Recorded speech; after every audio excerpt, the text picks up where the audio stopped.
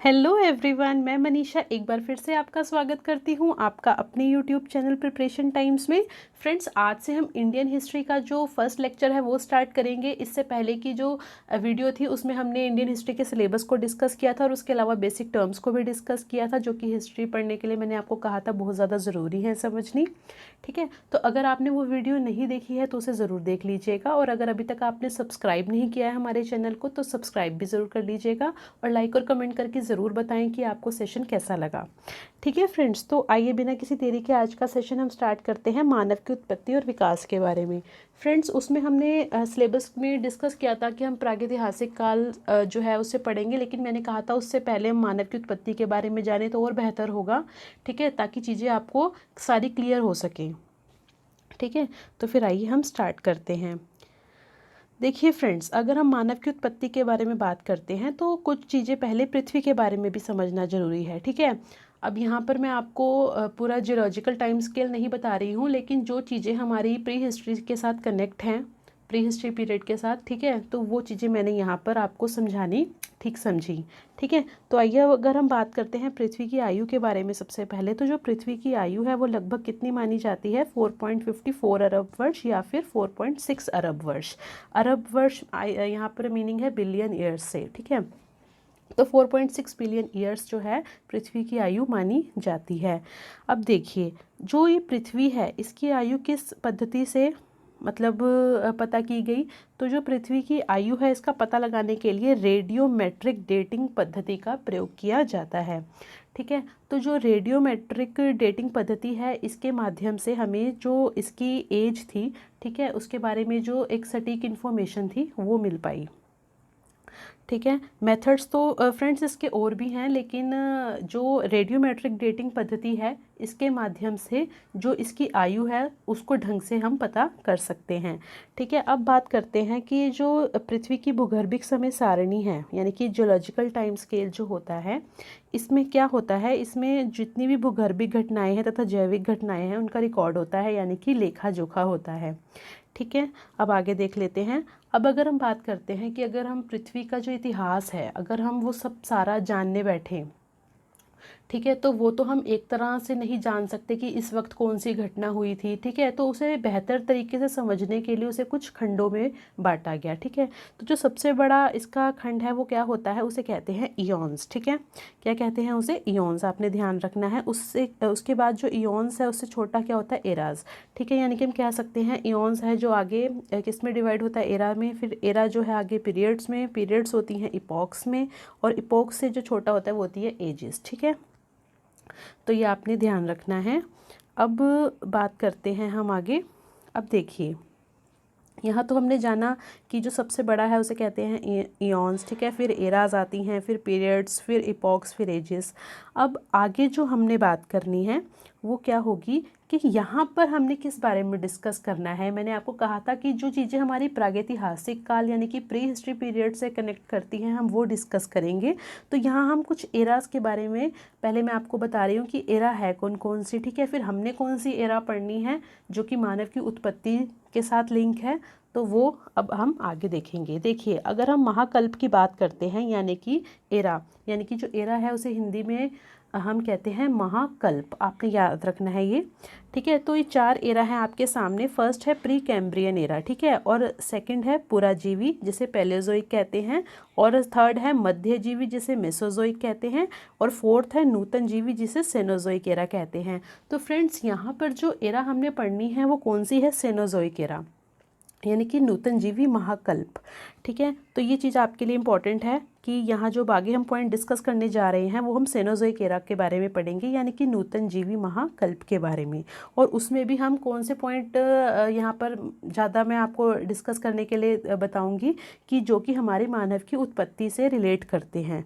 ठीक है, अब देखिए आगे मानव की उत्पत्ति और विकास के बारे में अब हम चर्चा करने लगे हैं। अब देखिए, जो मानव की उत्पत्ति है ये किस में मानी जाती है। अगर एरा आपसे पूछ ली जाए तो आपने ध्यान रखना है सेनोजोइक एरा।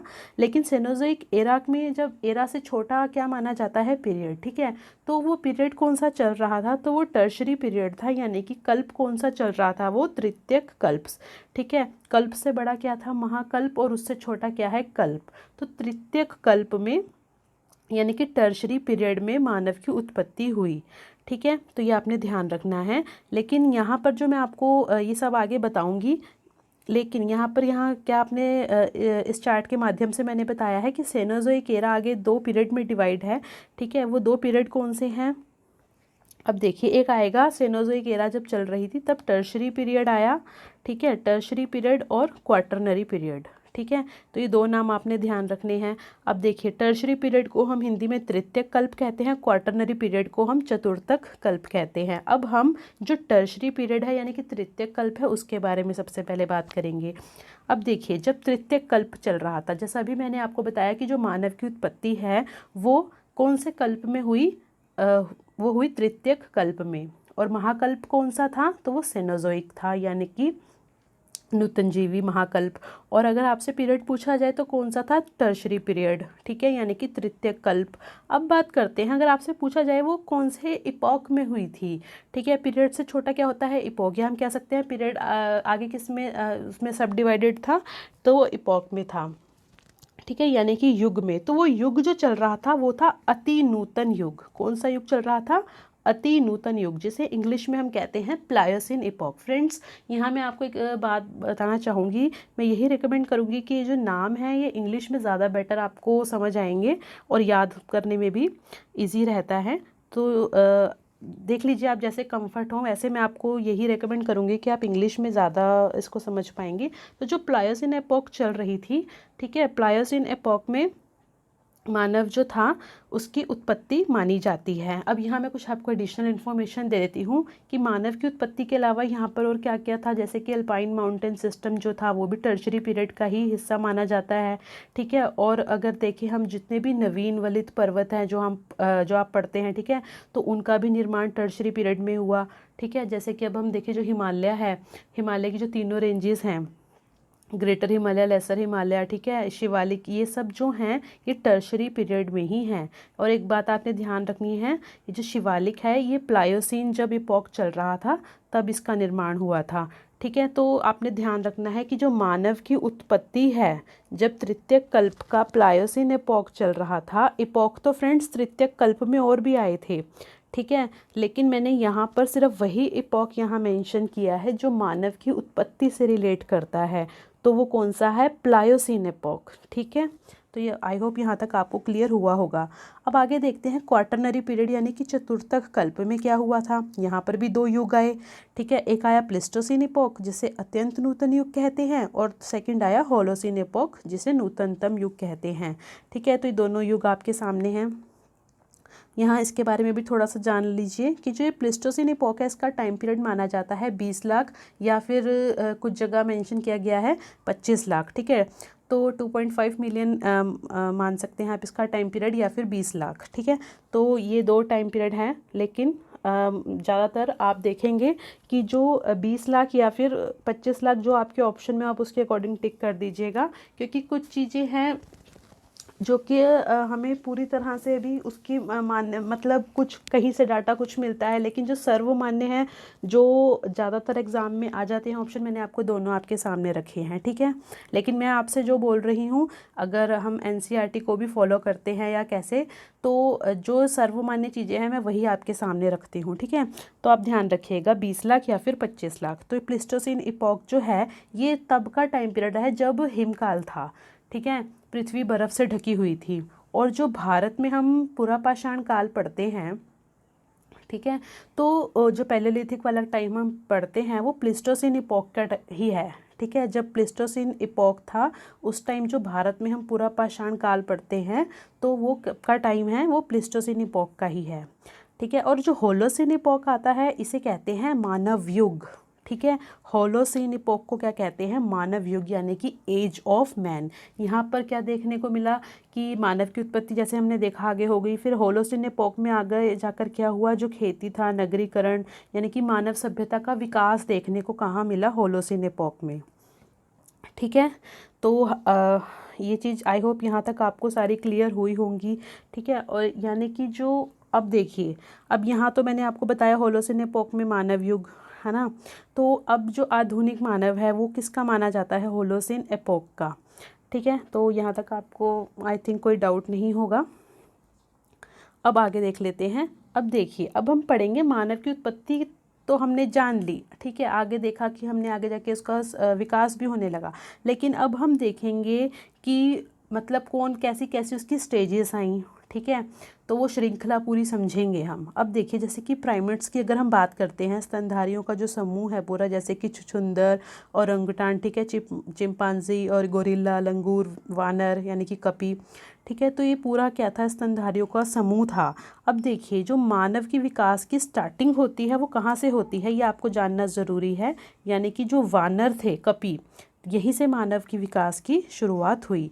और जो सबसे पहला मानव बना वो क्या था, रामापिथेकस। क्या था फ्रेंड्स, रामापिथेकस। ये कहाँ निवास करता था, अफ्रीका के उष्णकटिबंधीय वनों में, ठीक है।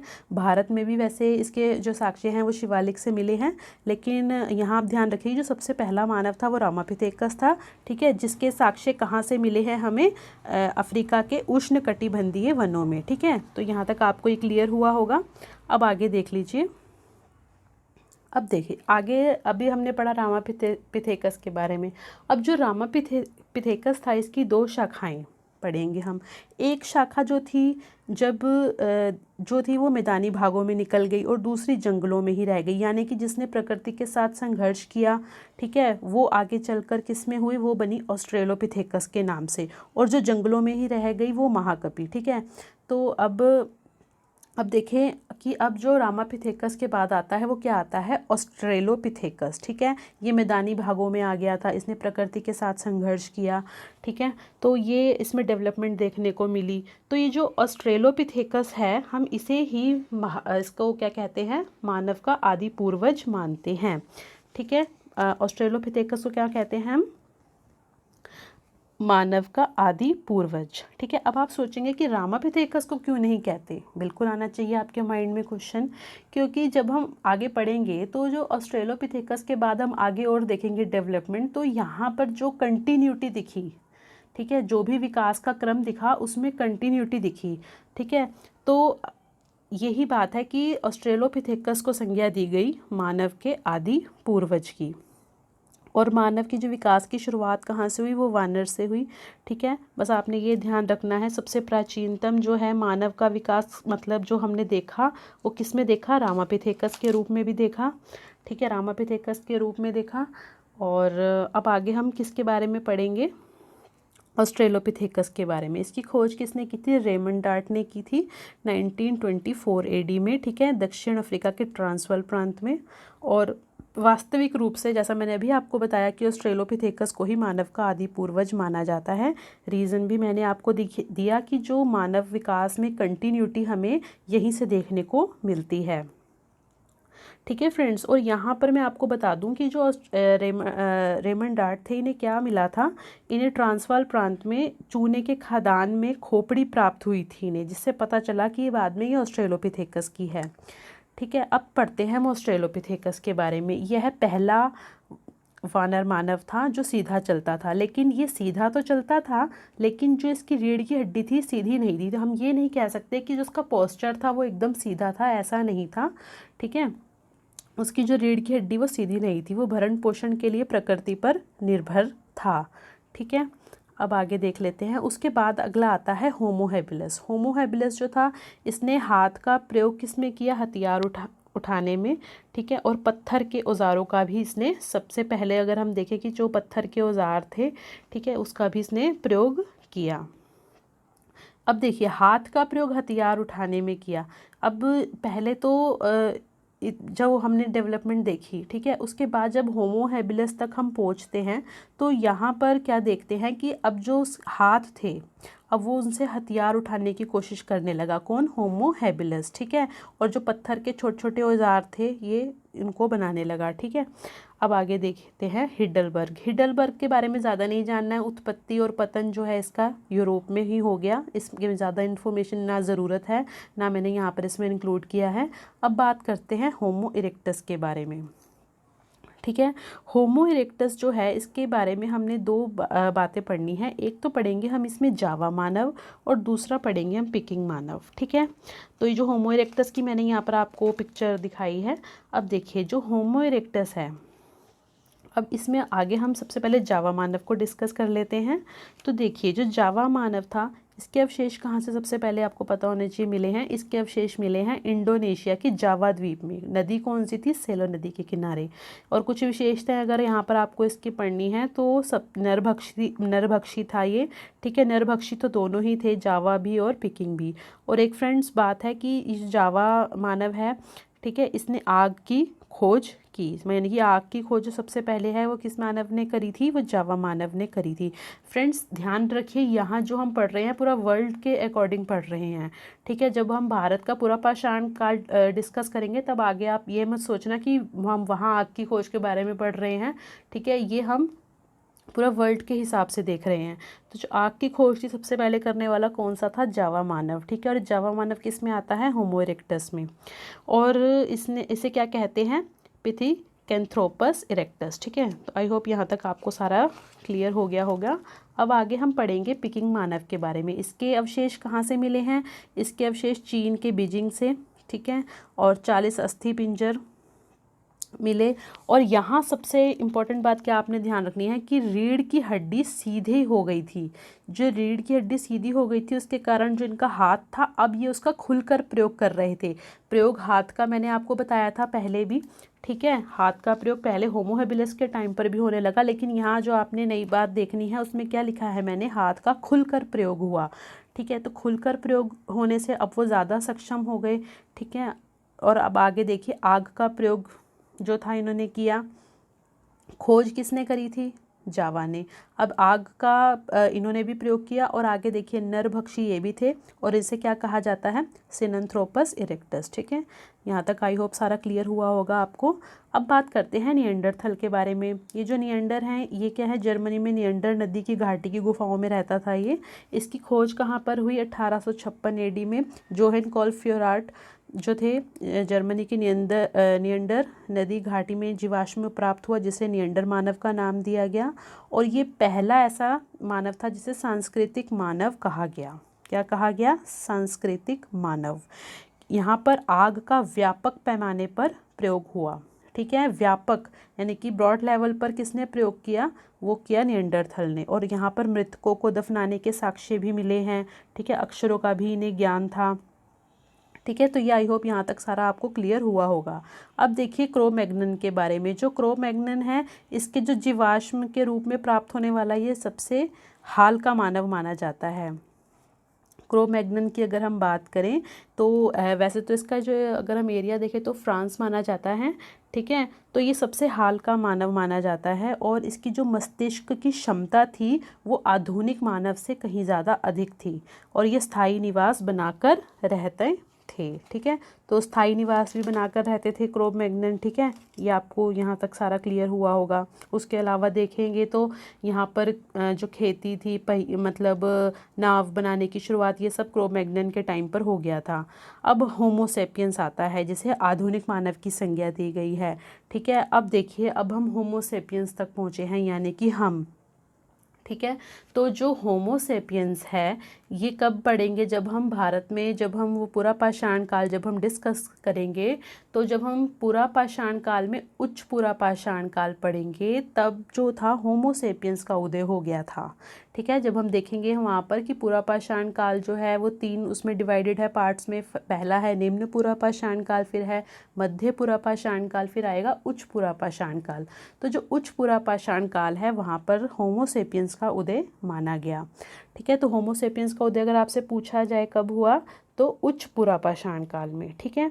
तो आई होप यहाँ तक आपको सारा समझ आया होगा। और मानव की उत्पत्ति और विकास से रिलेटेड मैंने आपको सारे पॉइंट्स यहाँ पर बता दिए हैं। डोंट वरी, यहाँ से बहुत ज़्यादा क्वेश्चन नहीं आते हैं, ये आपकी अंडरस्टैंडिंग के लिए था और आ भी सकते हैं, क्योंकि आजकल जो एग्ज़ाम का पैटर्न है उसके अकॉर्डिंग कुछ भी पूछा जा रहा है, ठीक है। तो आजकल हम नहीं ऐसे आइडिया लगा सकते कि प्रीवियस ईयर के क्वेश्चंस पर ही हम डिपेंड रहे। हमें अच्छे से सारी चीज़ों को समझना है, पढ़ना है, ठीक है। तभी हमें डीप नॉलेज करके हम आगे कोई एग्ज़ाम भी क्वालिफाई कर सकते हैं, ठीक है फ्रेंड्स। तो फिर मिलते हैं अब अपने नेक्स्ट वीडियो में, जहाँ पर हम प्रागैतिहासिक काल से स्टार्ट करेंगे, ठीक है। तब तक के लिए गुड बाय, टेक केयर।